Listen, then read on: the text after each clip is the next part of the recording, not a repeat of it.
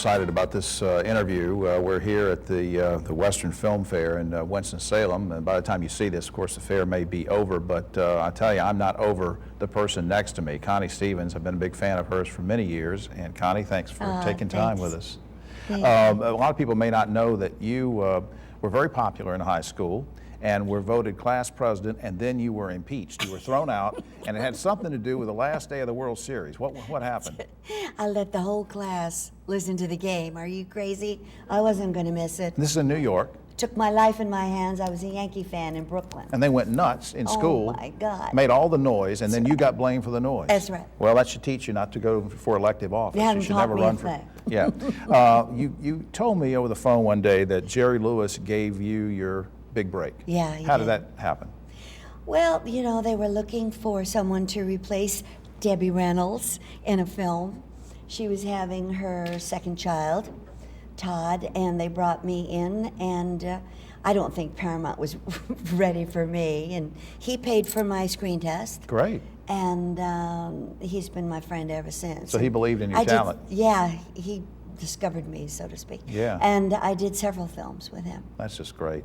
When you did the show Hawaiian Eye, and I believe Robert Conrad and was it Troy Donahue? Yeah, Troy Donahue was in that. The thing is, I mean, you were really, I guess initially you were supposed to be a supporting star, but you really took off and became the main star in a way because you also had a concurrent recording career with hit records going on. And yeah, and I did a film with Troy Donahue, and we were like meteorites across the world. Exactly, exactly. But the singing career, I mean, you had some great songs and you have a great voice, you still do concerts. If you had to pick, I mean, what did you get more fun out of? Acting? Because we're going to talk about your directing in a minute. Yeah. In actuality, over all these years, I think being on the stage, you know, singing for 40,000 young men in Vietnam and things like that. Yeah, you did some USO tours, didn't you? Ooh, I did them all. With Bob Hope. And I did. I've been all over the world, every base, every ship. Well, I alluded to the fact earlier that you're now a director, and you have a big film coming out in September. Right.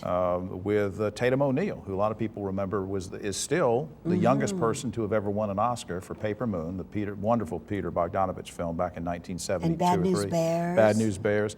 Now, this is not a fun film. What's the title of the film? What is it about? Well, it's called Saving Grace B. Jones. It takes place in 1951.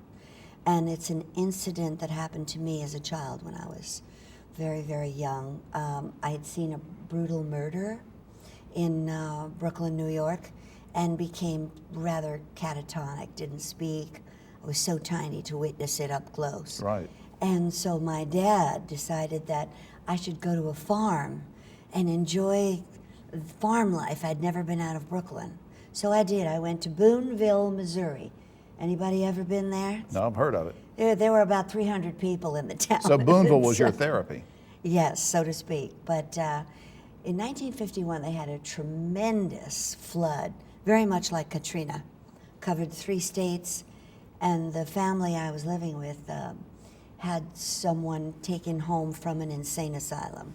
And in 1951, it wasn't very pleasant. Right. The country didn't know what to do with mentally disturbed people. As a matter of fact, it's not as great today either. I'm very concerned with it. Right. But so I lived with Grace, who was amazing, and I came home after 9/11, did the script, and a friend of mine said, "You've got to do this picture. It's important. It is what it has to say is important about how people treated each other, what the realities were." And 1951. So we recreated it, including the flood. I'll be darned. Quite I'm exciting. looking forward to it. Saving Grace B. Jones. And since I talked to you, sure, it just won the Women's International Film Festival. Really? Congratulations. #1 picture, Best Director. Congratulations. I think you're going to try to push Tatum for an Oscar for this too, yes, aren't you? we are. Final thing, since they were good enough to have us here at the Western Film Fair, and we were meeting lots of great people, you made a lot of guest appearances in TV Westerns over the years. Why did you like Westerns? I still like Westerns. As a matter of fact, my next film that I'm going to direct, we start early November. It's called Prairie Bones, and it's a Western. Oh, I loved, are you kidding? Jimmy Garner and all those handsome guys. Will Hutchins, I haven't seen since we did Sugarfoot. Well, I would. Cheyenne. I could be in your film. Yeah, well, let me see. I'm not You gotta James grow your Garner. hair I'm a not. little bit. Well, I could grow my hair, but I have to lose a little weight, be a farmhand or something.